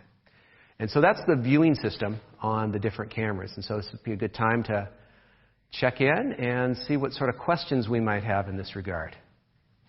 I just love the buzz of the chat rooms right now, John. As always, people are absolutely very keen on the way that you put your animations together and just listening to you. Really thriving. There was a question that came up from Cello55 who asked, isn't the primary viewing system one's eyes? And how good do your eyes have to be, and how much can you rely on a camera to focus? What do you think about that? Well, you are using your eyes if you're using an optical viewfinder. If you're using an SLR, I guess you're always using your eyes to view something. But cameras have diopters to adjust for different types of viewing, eyesight compatibility. I'm not looking forward to getting glasses, because having to deal with far-sighted, nearsighted, working with that's not very easy. But what you should know about your eyes is that your eyes see more than your camera can see in the sense of light range.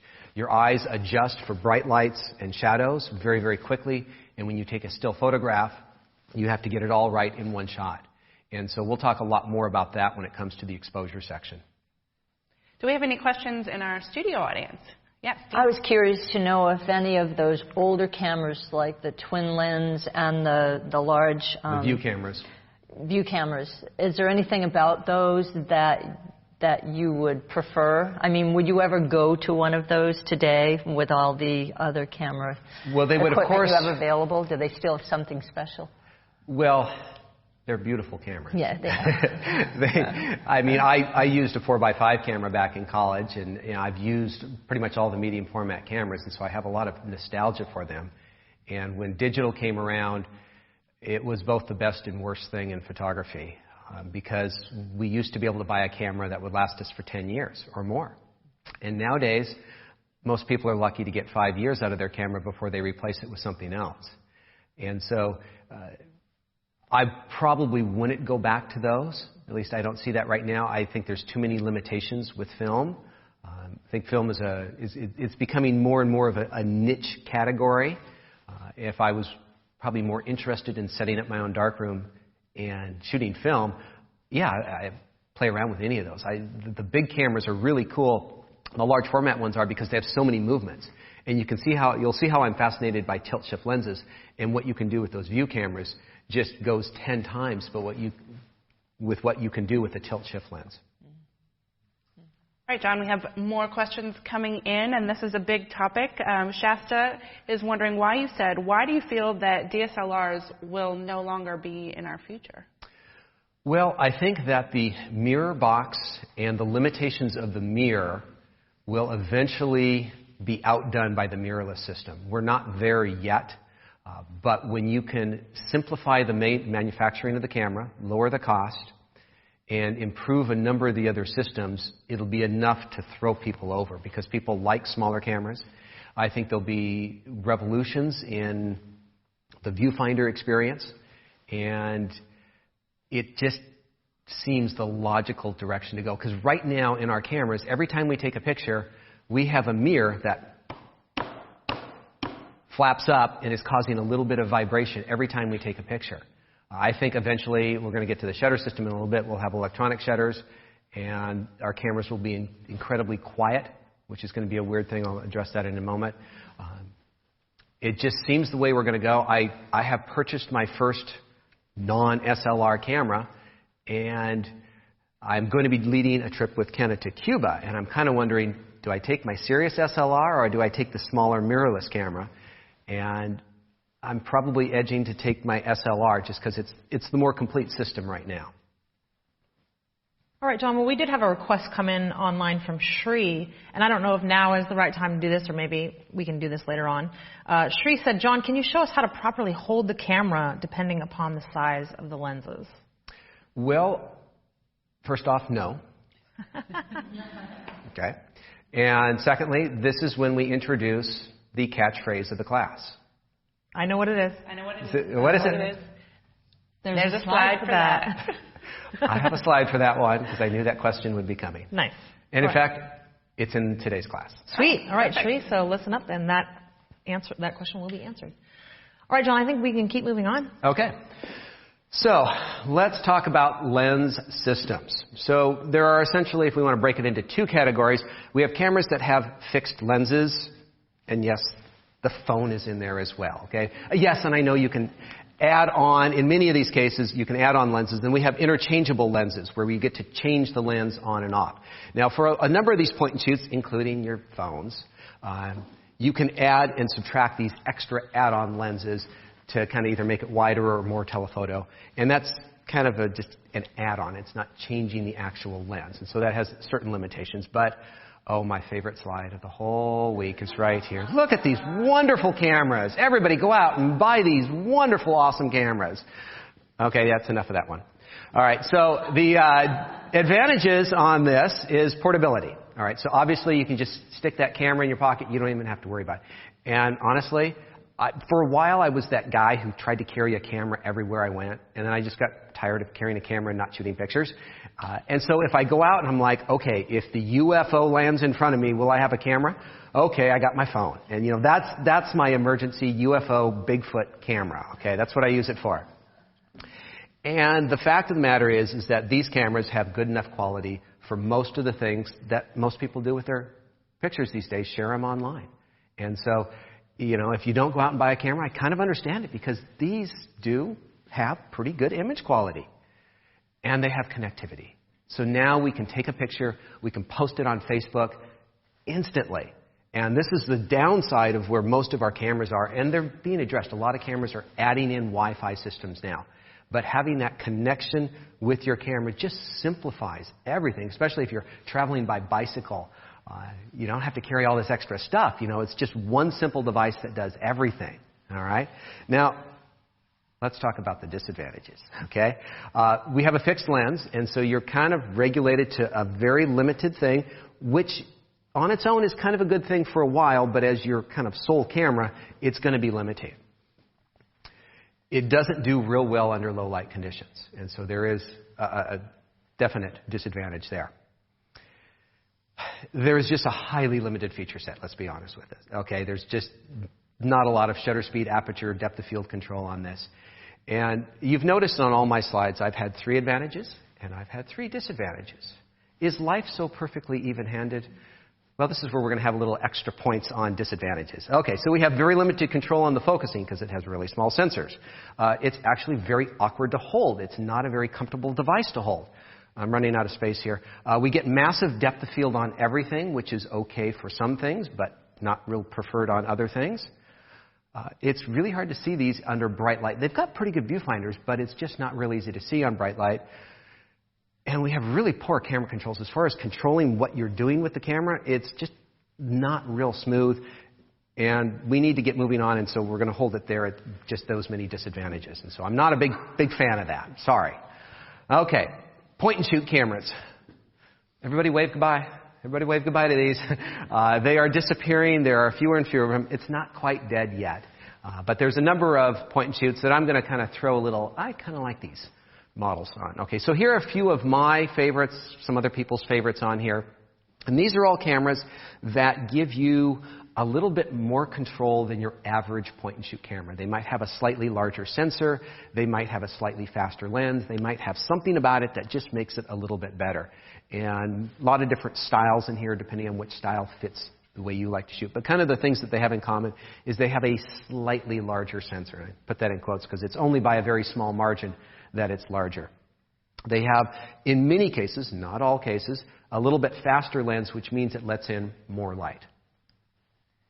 And third, they give you some manual controls. I remember my first digital point-and-shoot, I was kind of excited because I could manually operate a little tiny camera. I could set my own shutter speed and my own aperture and my own ISO. And then I got the camera and I set the aperture and it had two apertures, this or this. And that was my only choice. I'd like a few more choices. And so they are a little bit limited on the number of choices that you can get. The last couple years has seen a real proliferation of this premium. All right, so if you got a few extra bucks to spend and you really want a nice pocket travel camera, these cameras are some of my favorite, and they're some of the most popular out on the market. And what these have going for them is that they have much larger sensors, and we're talking about really big sensors in them for very good low light capabilities. We have manual controls. The other ones had manual controls. We're just going to have more manual controls with these. And just all the other controls throughout the camera just are top-of-the-line type stuff. And so these are very popular with people who have SLRs and they want an extra camera to carry around with.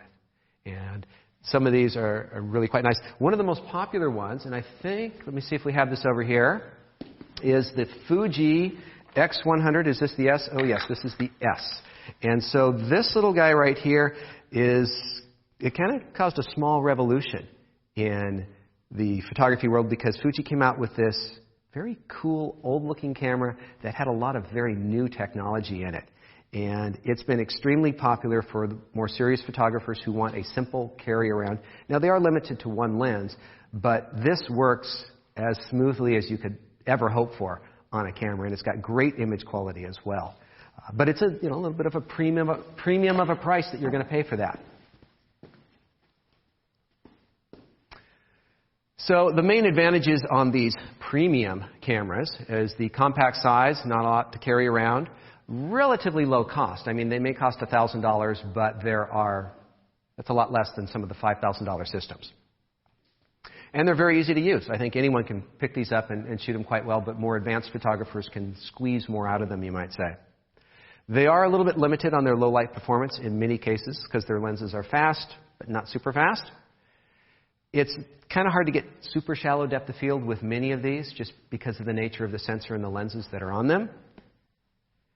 And they are absolutely horrible for sports and action. And so if you want to go shoot the marathon or you want to go shoot your sporting event, whatever it may be, these cameras, they don't track focus well. They don't have a great viewfinder for tracking the action. They just don't work well for that. They work much better for kind of simple shots. In many cases, you can do travel photography, street photography, landscape photography to some degree, but they just don't work well with high-speed action.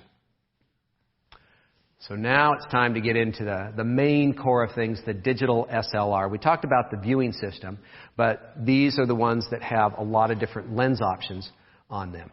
And we're kind of really thinking about the lens system. So let's talk about Canon, only because it is alphabetically before Nikon. So yeah, I know there's people in the chat rooms watching, and they're trying to figure out, is this guy a Canon guy or is he a Nikon guy? And, I'm perfectly fine with both. They both make great systems. So Canon is a great system because they have just a full lineup of cameras. And so if you want to start off, the little Rebels down here at the bottom are just a great little system to get started. And it's kind of my go-to. That's a simple, obvious choice. You'll figure out once you get into that which direction you're going to go. And how much ever money you want to spend, how much ever you need in your camera, there's pretty much always a step up to the very, very highest levels. And so they've kind of broken their cameras up into the full frame group and then the smaller frame group. And so we tend to get more money and more features as we go up the scale from right to left in this case. The major competitor, of course, is Nikon. And just kind of a company difference between the two. Nikon is much more focused on photography in the sense that that's mostly what that company does. With Canon, they make copiers and video cameras and all these other things, and the photography department is a little bit smaller. I don't know that that really changes anything, but that's just kind of a difference on the company. And I was thinking, if somebody asked me the question, and no one's asked me, should I buy a Canon or should I buy a Nikon? I don't have a flat answer on that. It depends on which model you're looking at. You can compare models. And in reality, the two camera companies are just so similar. I mean, the last 2 years, they have come out with camera A and camera that looks like a clone of A. They're distinctly different. Don't get me wrong. They're not clones. But they're just exactly the same sensor size, about the same price, and so they're very much attacking the same market, and so it's a real battle between these two. Once again, same benefits as Canon. They have a full line of cameras from entry level to high end. I guess the one advantage with Nikon is they have this retro DF camera that came out that is controversial in its own right. And so it's a fun camera, but they do make a great wide range, and I would highly recommend Nikon or Canon for anyone who's getting into photography. It's kind of the safe choice to make. There may be other better choices if you can figure out exactly what your needs are, but if you don't know what you're doing, I can safely say Nikon and Canon are great systems. They're going to be around for a very long time. There's a huge support system. There's repair facilities. There's rental facilities. And you're just going to find a lot of people who shoot with them. And so they're the safest choice to make. Problem child. Sony. Sony's kind of new in the photography world, okay? They basically bought out what Minolta was doing with their cameras. They bought the technology from them. And they've wanted to be in this world for quite some time. And they have, as some people term it, they're throwing everything against the wall right now. They're just trying a little bit of this, a little bit of that. And they haven't really proven themselves in the long term to sticking to a philosophy and a style of camera. And so this is the SLT, the single lens translucent system that, if you recall, it was stealing 1/3 of the light as it bounced the light up to focus.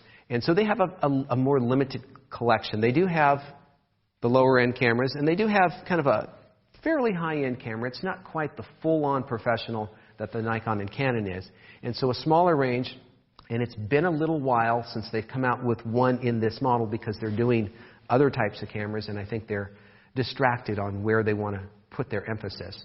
And these are nice cameras. They can take very good quality pictures. They often, well, one of the options you have is that you can use some Zeiss lenses, which is a German manufacturing company.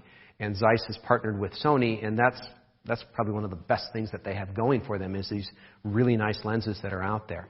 They have a somewhat limited line compared to Nikon and Canon, but it's not that limited. Most of the lenses that most people would want are going to be available here. But it's a little bit more of a risky situation because there's just not the same support system with Canon and Nikon.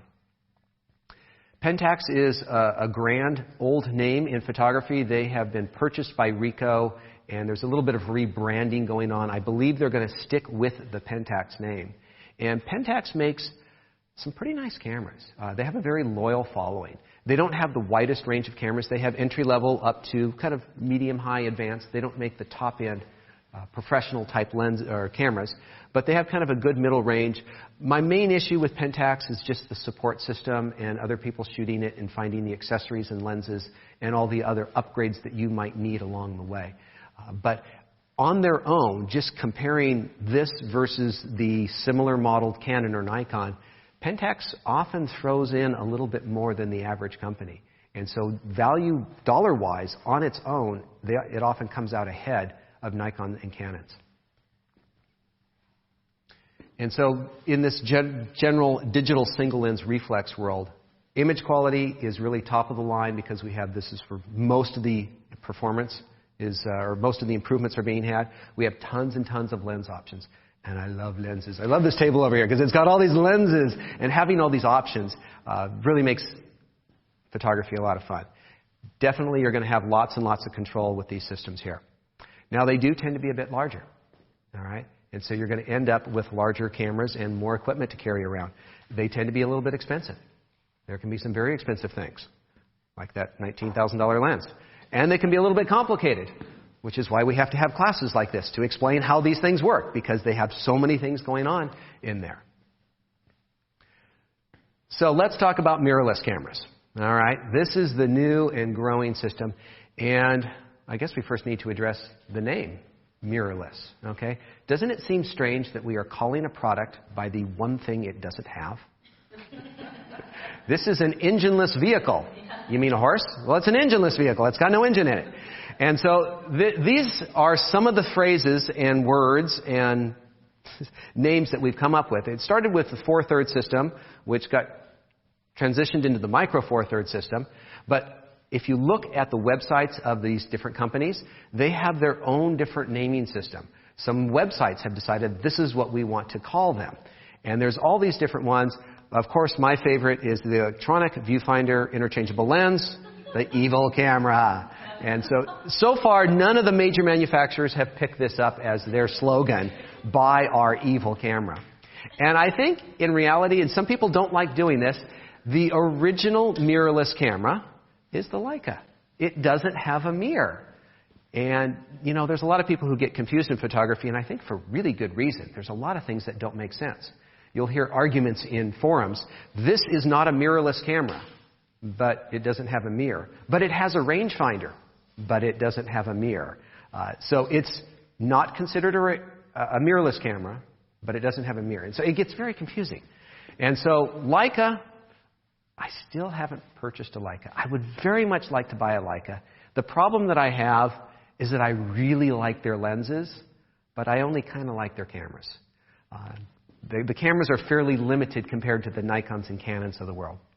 And they have a wide variety of cameras. They have a black one. They have a silver one. And then for those who need something cheaper, rather than spending $7,000, you can spend $5,500 on their cheap entry-level camera. And for those retro folks out there, we have the monochrome. Actually, that's the monochrome, I'm sorry, which shoots just black and white images. Their lenses are works of art, both in the quality of image that you get from it and in the actual construction. As far as just holding a lens and focusing with it, this is the best experience right here. It is absolutely phenomenal. And there's a lot of people who have worked with their lenses for years and years and years. There's street photographers that will know, okay, I'm going to take your photograph, and I'm going to walk right along here. I'm going to adjust the lens, and that's 6 feet right there on the lens. They can just tell where the lens is focused at 6 feet. Click, boom, got it. And they laugh at people with autofocus. It's like, autofocus, my camera is pre-focus, you know, because they feel and they know where the indents are and they know exactly how their cameras focus. And so you'll find some very, very dedicated people to this system. It's a very, very high quality system, beautiful cameras, wonderful lenses. Mirrorless really got going with the 4/3 system. And the 4/3 system, well, let me give you a little visual tour. Started mostly with some Olympus cameras.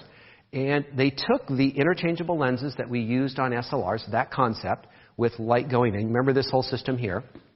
Well, the problem with the SLRs is this mirror right here. It causes this whole thing to be very large in size, and the ground glass and the prism. It just takes up a lot of space in the camera. So what they decided to do is to get rid of all that junk that we don't really need. And what they did is they wanted to get the lens mount closer to the sensor, all right? And that reduced the whole size of the camera and lens system into a smaller size package.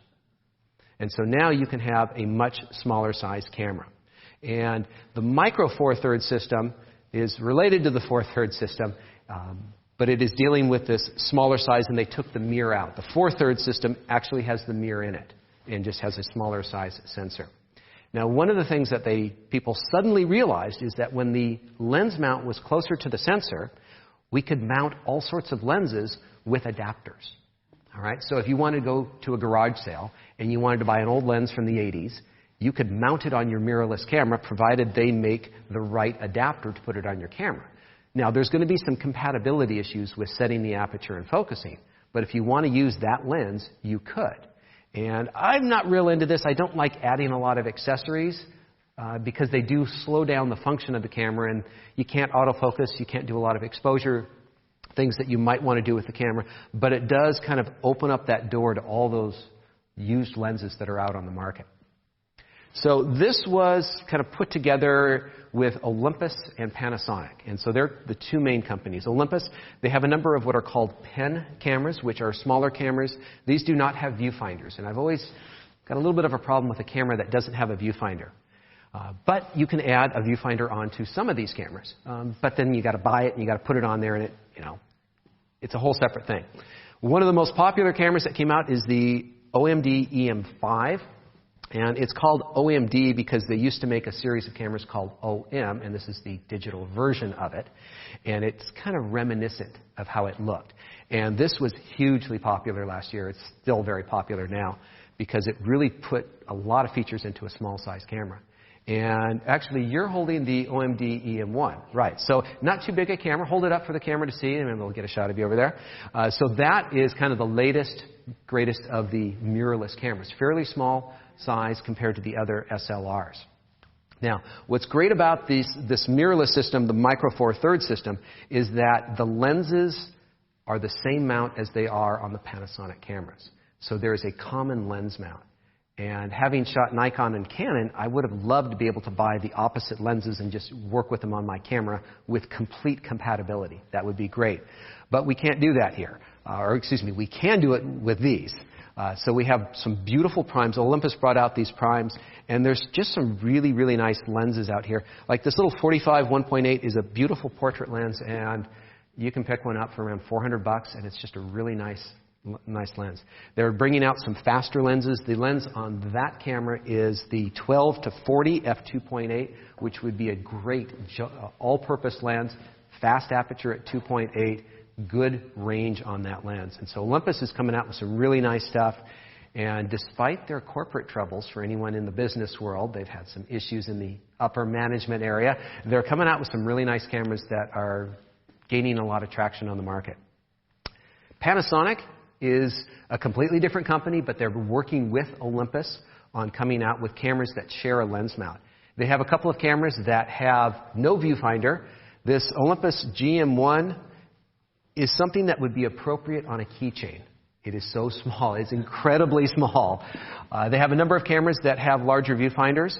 The GH3 is a great camera for somebody who wants to shoot video. They have really thrown in a lot of video functions. Panasonic is very strong in the video world. They make a lot of video cameras, and they have thrown in a lot of things that get people who shoot video very excited because you can go in and control it on that camera.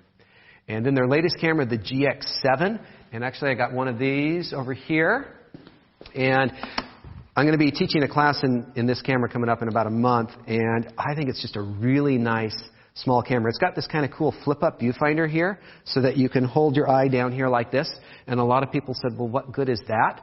Well, when your camera's up here compared to down here, you can hold it steadier down here like this, and so it's a very nice system. As an interesting experiment, I took 7 cameras over to my family's house on Thanksgiving, and I set them all down on the coffee table, and I said, just pick a camera and tell me which camera you like the most. And this is the one that got most people liking it because it's small, and there's some really nice little lenses that you can get for it, and it's a very nice small package. And so what's great about these is you can share the Olympus lenses, perfect compatibility, and they've partnered with Leica to make lenses. Now, they're not completely Leica lenses, but they've got a Leica influence and quality standards as part of their lenses. And so they have a beautiful standard lens. They have some very fast zooms. They have very big telephotos. And they're coming out with a really nice, fast portrait lens here that we'll see very soon. And so there's a big system, and there's a very strong community in this Micro Four Thirds system because there's so many different lenses that you can share with each other. And let's go on. Let's keep moving here. Okay, so Sony, we're going to see them a few times here. They're all over the place. They make a whole bunch of mirrorless cameras, and they've been making these cameras like the NEX7, NEX6, and so forth. And they introduced a new camera called the A3000, and they just introduced one that's A5000. Do you see some inconsistencies in the naming system? All right? And they're getting rid of the NEX. I'm not sure where it's going. I'm not sure why, but they've decided to change the marketing names of their cameras, and they're going to be, I guess, renaming all their cameras.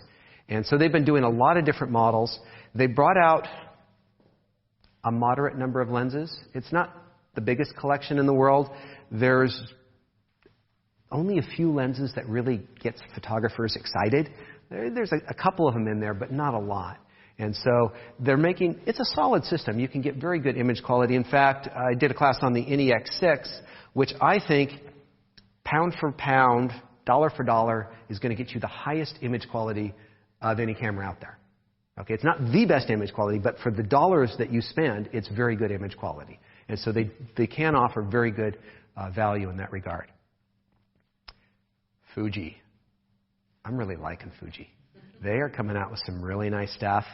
And there is a very strong community starting here. Now, this is kind of weird because they're starting from scratch. 5 years ago, they didn't have cameras and lenses. And this is a wholly new system. And just simply the way that they introduced it said, we're here and we're serious. Because they brought out a professional camera and they brought out some really nice, fast prime lenses that got photographers kind of excited. And they have brought out lenses very, very quickly. And one of the unusual things they do is they produce what's called a lens roadmap. And they tell you what lenses they're going to be coming out with over the next 12 months. So as you're buying into a system, you can see, oh, well, they don't have this lens, but they should have it next August. And that's something that very few companies, they don't tell you what they're working on. Here they're telling you what they're working on. And they just are going to be coming out with the 10 to 24. They've got some really nice new stuff in here. They're primes. Oh, there's some people who absolutely love, like the 2314, a nice little slightly wide-angle lens, very good manual feel. One of the things that I hated about going autofocus, this is going back several years, is the manual focus lenses, like the Leicas, have a very good manual focus feel to it. And the current crop of cameras generally don't have a very good feel to the manual focus. And there's a lot of photographers who still like to manually focus. And these cameras really brought back some very nice manual focusing. Now, in this mirrorless system, Nikon, fully disappointed all the serious photographers out there when they brought out the one system. And the problem that the serious photographers had with it was that the sensor size was so incredibly small. It works pretty good for what we sometimes refer to as the soccer moms who want a small camera that can shoot pictures of their kids. I don't want to discriminate to the dads because I'm sure they're out there shooting the soccer as well. And in reality, the cameras do a very good job as a family camera in that regard. They're really quite nice. They brought out an interesting new underwater camera, which is the only underwater camera with interchangeable lenses. So they do have some pretty good things, but they just didn't endear themselves to the serious photographer with that very small sensor. The lens selection that they have decided to come up with is a little less than exciting. They brought out this one fairly fast lens that's good for portrait work, but they're all generally very slow lenses. They don't have a very good feel to them for the serious photographer. They work as a really nice point-and-shoot camera for a lot of people with some manual control. And the cameras just have a little bit harder control getting in on them. You do have an adapter, and you can hook up the regular Nikon lenses. I don't imagine that too many people actually use that because you end up with this huge camera and this very tiny little lens. We're getting smaller and smaller. And at the very smallest, Pentax and Ricoh brought out this camera that it literally is a keychain camera. That is how they advertise this camera. It's got this very, very small size sensor that's as small as in the point and shoots. And they have lenses that are small in size, and you might think that it's almost like a toy. And in fact, if you look, it actually says toy lens. They have some very funny lenses. But what they make up for in seriousness, they make up for in colors. Lots and lots of colors. Mix and match all your different colors that you can have. Okay, on the mirrorless trip, very last on the list, is Canon's very pathetic entry into the world of mirrorless. They brought out an M, and people went, oh. And they brought out an M2, which is not even in the United States at this point. And hold on, folks. This is going to be a while. Crew, I know we're a little late for the break, but we're going to go through the entire Canon mirrorless lens lineup. Are you guys ready? Number 1, number 2, we're done. Okay? That's all they have is just simply 2 lenses. You can hook up an adapter, and so I have no idea what Canon is thinking. It's not something that I highly recommend for people. There's a reason for it, but it's just not something that most people want to get into. Okay, kind of last on the mirrorless. We're getting more serious now. All right, so this has generated some true excitement. Sony brought out a full-frame camera that is mirrorless, and they kind of came serious here. And the camera looks very good to me. I'm considering doing a class in it because I think it's a bit of a game changer. We've been waiting for this. In my years of photography, there have been this moving goalpost of theoretical holy grail cameras. And it went from like the first digital camera to the first digital camera that was $1,000, the first full-frame camera. And in this case, we've got ourselves the first full-frame mirrorless camera, if you don't mind excluding the Leicas. Okay? And so they brought these two cameras out, and then, in my opinion, they totally fumbled the football and came out with this very strange choice of lenses. And I don't even know what they're thinking. The last time a company came out with a 35 f2.8 was maybe 1975.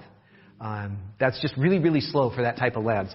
And so it's a whole new lens system, and it's just getting started. We're told Sony is very serious, and Sony is one of the largest camera companies out there, and so they have a lot of resources, money, to throw at this. And so we'll see some more stuff. The Zeiss lens that they partner with, this is an optically very good lens. So is the 55. Why it's a 1.8 and not a 1.4, I don't know.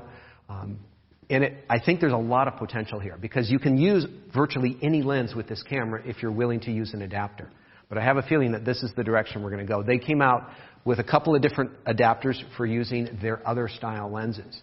But if I can get on a small rant box here for just one slide.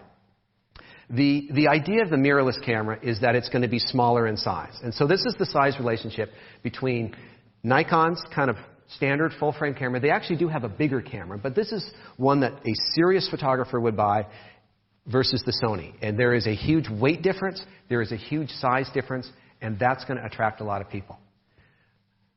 When we thought about these cameras in theory in the future, we were hoping that we were going to be able to get rid of our really large lenses and have smaller lenses.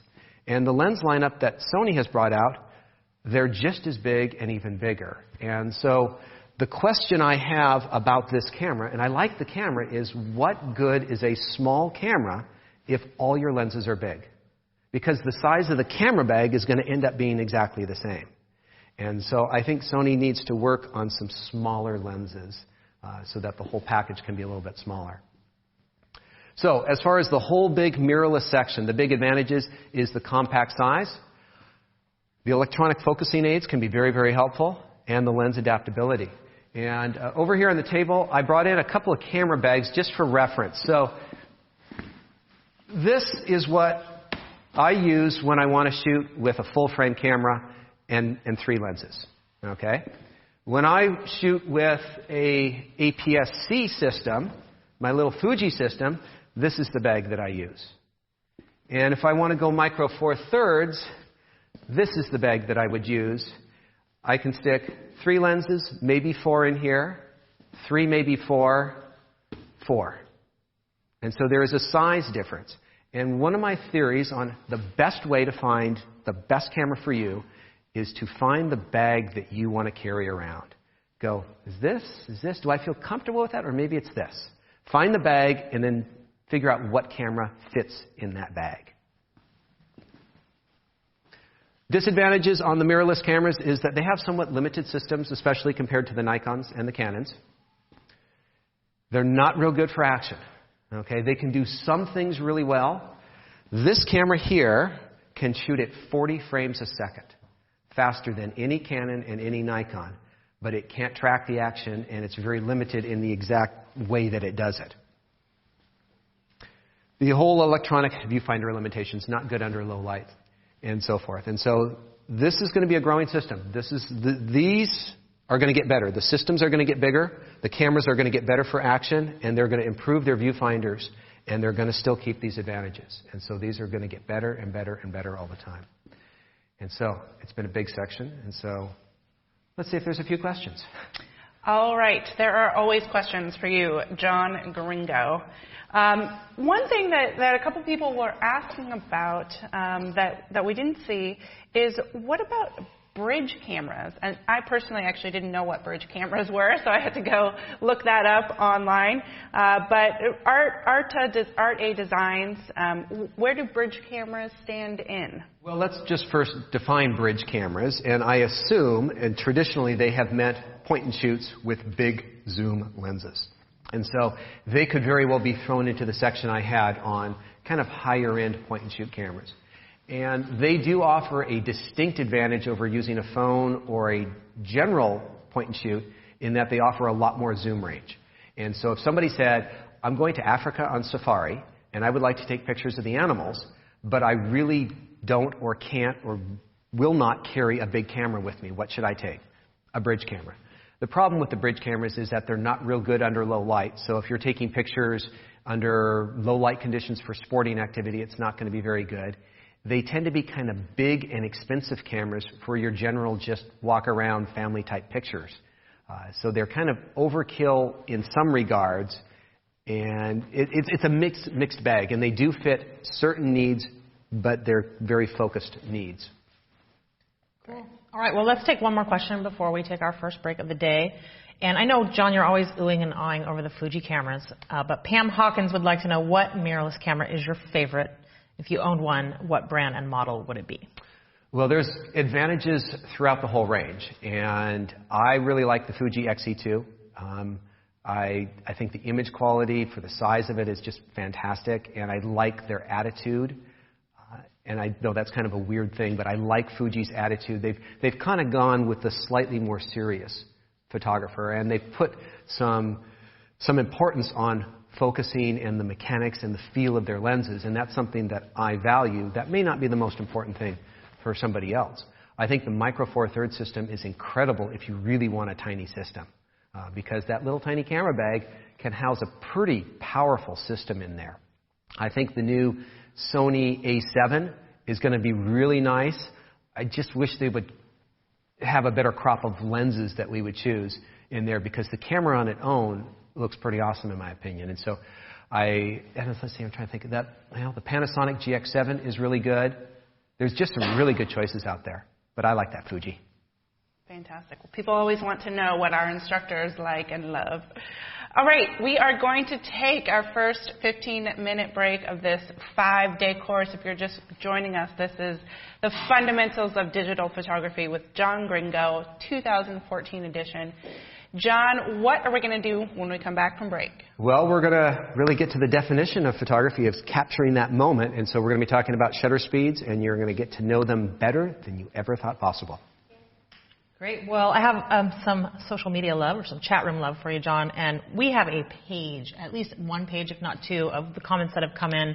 So stay tuned and listen for the rest of the day, because we probably will be reading yours off as well. So Ken from Vegas says, hello from Vegas.